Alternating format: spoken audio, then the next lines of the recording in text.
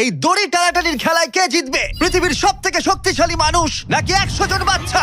3, 2, 1 শুরু করো। আর এটা তোমাদের দেখা সব থেকে দুর্দান্ত কম্পিটিশনগুলোর মধ্যে একটা হতে চলেছে। আমরা পৃথিবীর দ্রুততম জেট প্যাকের সাথে রেস করব, একজন ওয়ার্ল্ড রেকর্ড হাই জাম্পারের সাথে ডাঙ্কিং কন্টেস্ট হবে, পৃথিবীর সেরা ফুটবল প্লেয়ার কম্পিট করবে সেলিব্রিটিদের বিরুদ্ধে।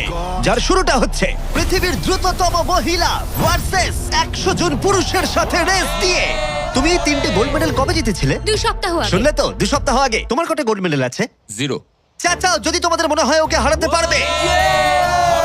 আমরা হারবো না। খুব সহজ হবে, চলো ভাই। একটা কথা বলো, তোমার কি মনে হয় ওদেরকে হারাতে পারবে? হ্যাঁ। ঠিক আছে, শোনো, যে একে হারাতে পারবে তাকে আমি $1,00,000 দেব।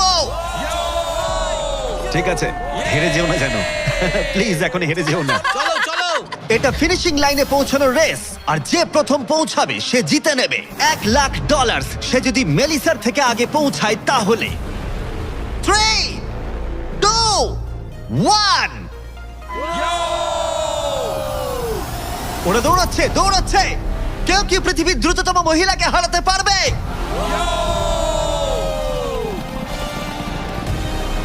চলো ভাই। ও এগিয়ে যাচ্ছে, ও এগিয়ে গেছে, ও এগিয়ে গেছে, আরে ও এগিয়ে গেছে। ও হাড্ডাহাড্ডি লড়াই। মেলিসা এখন এগিয়ে আছে। দাঁড়াও, 35 ওকে টপকে যাচ্ছে। মেলিসা স্পিড বাড়াচ্ছে, আরো জোরে দৌড়চ্ছে। ও মাই গড, শুধু দেখো একবার। Oh Melissa first. ও মাই গড, তুমি জিতে গেছো। আরে তুমি জিতে গেছো।